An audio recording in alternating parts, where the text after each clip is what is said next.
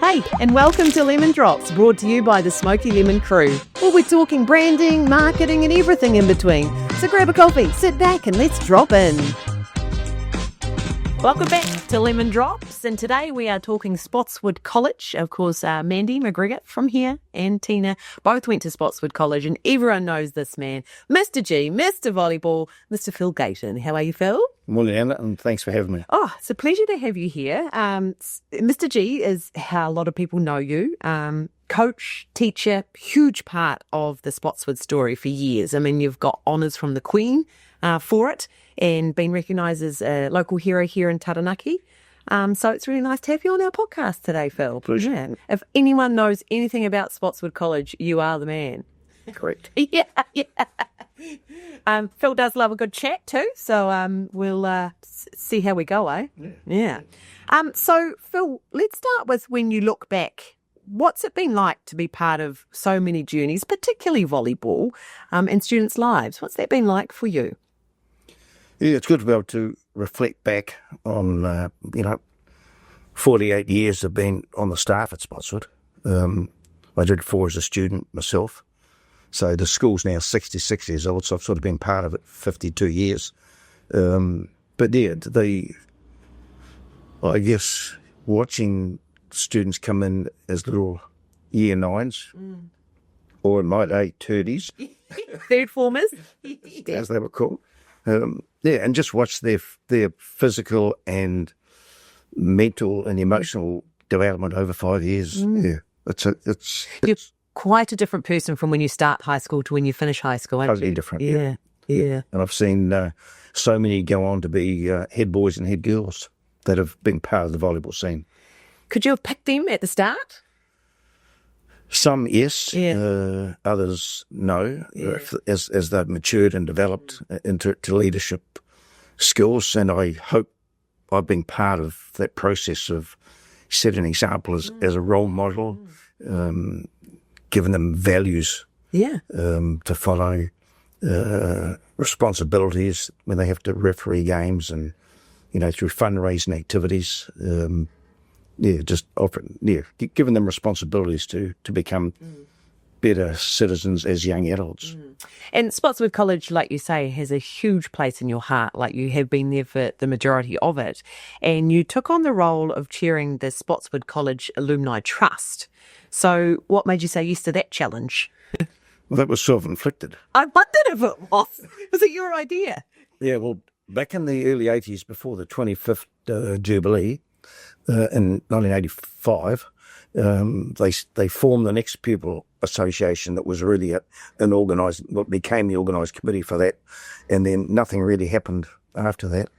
And so back in October of 2005, I got a group of prominent local ex-pupils together and said, well, as the school's now ageing, let's form an alumni trust that we can do something with that the ex-pupils can then contribute back, hopefully, to the younger generation. It's a bit of a tricky one at present because the school is still young. Remember, we're the only co-ed high school in New Plymouth and the only non-boarding high school. The pre-war schools, particularly the single-sex boys' schools, always had strong ex-pupil associations, probably mainly through the 2 world wars with, like New Plymouth Boys High have their role of on the gates. So I think that sort of has brought a lot of ex-pupil boys together. But yeah, so I just thought in 2005 it was time for Spotswood to do something. And the long-term part of that was to hopefully generate people leaving bequests and stuff in their wills. But the oldest ex-pupil at present would only be about 78. So while some have passed on, I guess from about now on we're about to hit the stage where there will be more.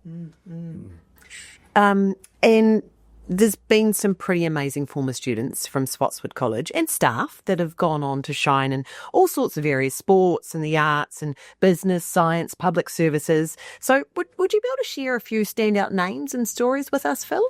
Yeah, Anna, Interesting you asked that question. Next April, on the 8th of April, we're celebrating the Alumni Trust. We're going to celebrate the outstanding achievements of ex-pupils. Now, there's approximately 20,000 students have gone to Spotswood. Wow. So we've looked at the about 10 categories: business, commerce, education, academic, visual arts, performing arts, sport, music, culture, technology, you name it. All bases. Yep, we're trying to cover all bases because people, once they leave the school, go into all sorts of career pathways and vocations. So I drew up a list of about 40 or 50 of people who I thought were worthy of consideration. So the trustees, we had 2 or 3 meetings last year, and we've come up with a list of 29 who will be the inaugural recipients. So we've broken it down into 3 categories. There's a service award that need not be an ex-student, but people who have been associated with the college, who have served the school, the community, the country, or even internationally, will be a recipient of that. Then there's an Outstanding Achievement Award for those who've excelled in those areas that I mentioned, and the highest one will be the Most Outstanding, and that's exceptionally top achievement. So I think we've got something like, I think there's 7 for the Service Award, 17 for the Achievement Award, and 5 for the Most Outstanding Achievement. So we're going to do 29 awards. Yeah. So I suppose you're not allowed to say who, because they'll be finding out on the night. But amongst that collection, is there some names we might recognise? Yeah, well, from that list of 50, there's several who I can mention. Sure. Some may be recipients and some won't, but... Keep you guessing. Yeah, just keep everyone guessing. But if you take, for example, in the business world, you've got Stephen Jennings, who started off Renaissance Capital in Russia. He was one of the top 20 Russian oligarchs at one stage. Murray Horn, who went on to be Secretary to the Treasury.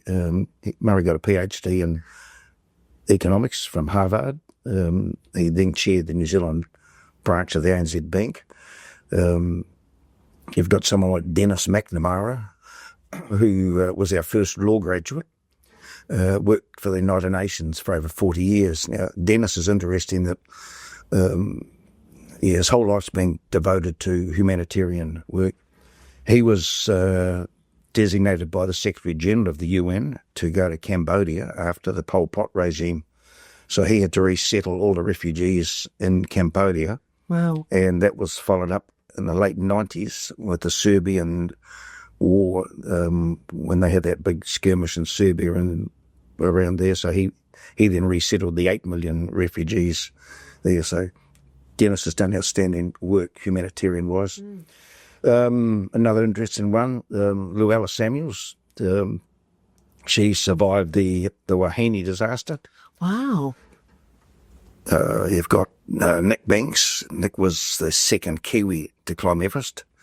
So he hasn't got his photo on the $5 bill that Sir Ed has. that Sir Ed has. Yeah. So he was the second to the summit of, or second Kiwi to the summit of Everest. Yeah. You've got Cameron McMillan for dance. Now, Cameron's performed, he was one of the lead male dancers in New Zealand Royal Ballet and also for the British Ballet. He's done exceptionally well in the dance area. Christine Thacker, Riverside Waiheke, she's a world-renowned ceramicist. Marianne Mugridge, a very famous Taranaki artist. She's done well. Then you've got people like Bruce Lynch. Now, he's married to Suzanne Lynch from the Chicks. Yep. Now, Bruce has had an outstanding musical career, and he did 2 world tours with Cat Stevens. He's been a backing artist for Art Garfunkel and Leo Sayer and Chris Berg, but so he's Producer and everything. Producer and arranger, yeah. So he won 2 New Zealand Producer Awards. So it's Bruce. Natasha Lees, who was at school little bit after Tina was Mandy's sister. Yep, was at school. Now, she has had 2 nominations for Emmy Awards. Wow. As an actress or as a... No, one was for hairdressing. Yes. And one was for, she did the artwork for, she was pretty involved with King Kong. Okay. I think she worked sometime for Peter Jackson and did a lot of work there, but she's based in Europe. Who else would there be? There's quite a handful that have received like Queen's Honours and things as well. Like Harry Dynhoven, he went to Spotswood, did he? Yep, Harry's an ex-Spotswood staff and student. And the Boucher family, they've got a connection? Dylan and his brother went to Spotswood when they were living at Bell Block. Right. And they moved to Auckland in year 10. Mm-hmm. So we always consider, if you've sat on a seat in the classroom, then you're an ex-Spotswood. Yeah, so he's one of our Olympians. Yeah. Helene Tompkins. Yes, equestrian. For equestrian. She's another one. Commonwealth Games, Barna Bond in swimming. Your own Mandy McGregor for archery. Yeah, so there's, in the sporting world, there's been a few. Do you think there's certain qualities or experiences from Spotswood that seem to connect these alumni? Yeah, I don't know. I think one of the big things is that the Spotswood has produced a diverse range of achievers. Yes. Probably more so than some of the single-sex boys schools. Sure, yeah. Where the emphasis, and not knocking it, but the emphasis was on the rugby and the cricket and the sports. And the sports. Spotswood's always acknowledged whatever. All sectors. Yeah, yeah. And any other names you want to throw in there, Phil? Yeah, another 3 that comes to mind, Anna, is Horse McLeod. Oh, yes. I set up about 15 years ago. I've established a roll of honour board for all of the ex-Spotswoodians who have served overseas. Yes. He's got a rich history. And I think, Horse did 6 deployments overseas. Graham Chard is also on there. Currently running for mayor. You've got someone like Neil Ray, who's well known in the TV world for Brokenwood Mysteries, Scarface, and a whole lot of other movies. And the other interesting one is when the Queen died, Shannon Austin was the acting New Zealand ambassador or High Commissioner in London. So she was part of that whole proclamation and had to sign the proclamation for the inauguration of King Charles. Wow. So her name will be forever, like her signature immortalised amongst that. Correct. Yeah, wow. And so do you think there's any qualities that seem to connect all these alumni or experiences from Spotswood? No, I just think the nature of the student that's gone to Spotswood is probably the biggest connection, and people have gone out into their own little world, and like Mandy has here. Yeah. And become achievers. Yep. Of course, Mandy was a Commonwealth Games competitor with her archery. She's a bit coy about it, actually, so I bet. Good you mention it in here. Yeah. When you want to pass the honours board, Phil, are there names or stories that sort of catch your eye or that you feel particularly fond of? Yeah, there's two things in the assembly hall. You've got all of the head boys and head girls photos for the last 60 years. And also the list of head boys, head girls, ducks, and the scholarships. And every now and again, when you walk past, you'll see one. You'll say, "Well, she's done this, he's done that," and keeps the memories alive, though, doesn't it? It does. Yeah, which is so important. So Spotswood's got a great tradition of producing talent across so many fields. So being a co-ed school, like it wasn't just sports or just music, it covers so many bases. So in what ways do you think that kind of legacy helps inspire the students of today?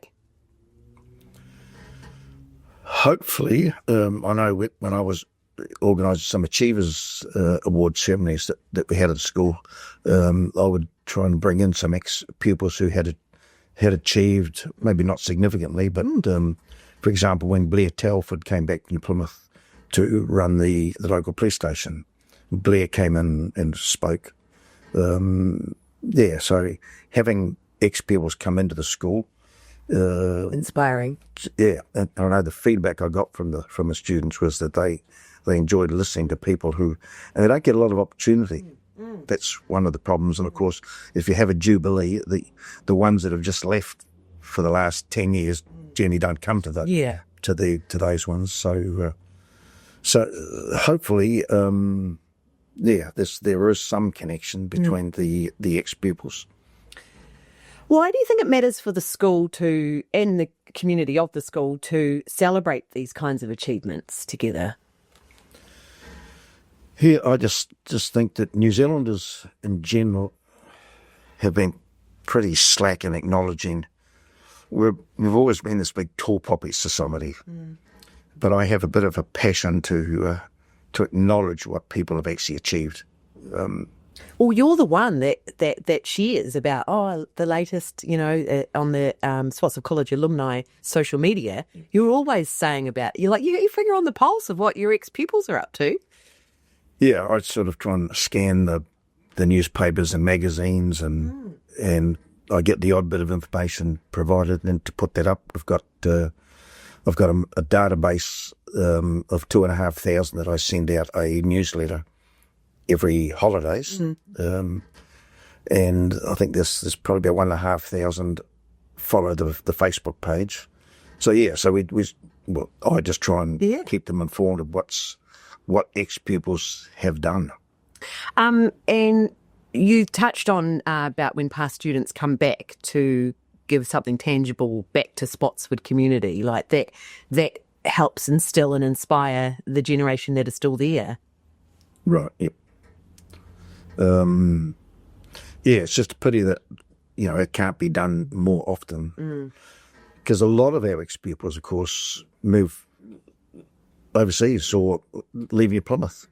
I've often said to people that I've probably coached 500 volleyball girls in the last 30 years, and I could hardly name 10 that still live in New Plymouth. Because I suppose in order to get those big opportunities, you do have to spread your wings and leave the region. Yeah. So at our 50th Jubilee in 2010, I think we had someone from every continent except Antarctic. Wow. So that's where they've all spread to. That's how far they're spread out. Yeah. The alumni keeps people connected and shares successes. So how do you see those connections between past and present students building that sense of pride and belonging? Oh, that's a hard one. As I said before, hopefully some of the ex-pupils that may have children or grandchildren at the school can, through the Facebook page and that can to help to pass on the knowledge of what ex-pupils have done. What do you hope the next generation of Spotswood College students will carry forward into the future? Hopefully they'll, and each generation's totally different. Gen Z is something unique. There's probably less connection with the school now than there was in the 60s, 70s and 80s. I think that the students are more connected socially together. Do you think what do you think that's down to? Well, one of the things that we've had a problem with at Spotswood was over the last decade is the seniors lost their common room.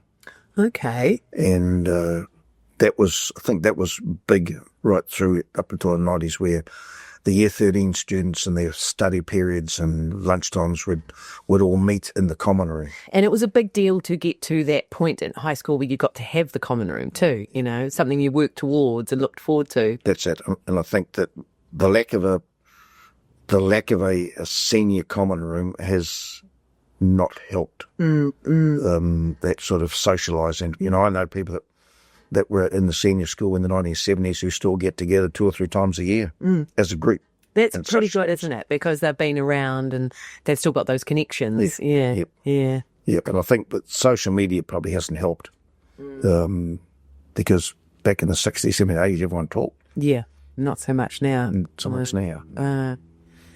Yeah, there's obviously so much passion there for you, Phil, though, with it all. And is there anything else we haven't covered off that you'd wanted to pop in there?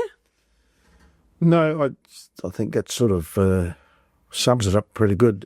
Spotswood is unique. Yes. It's the only co-ed school in the town. It's the only non-boarding school in the town. In New Plymouth. So everyone that's produced from Spotswood is homegrown. That's right. I know there was one high school in town several years ago.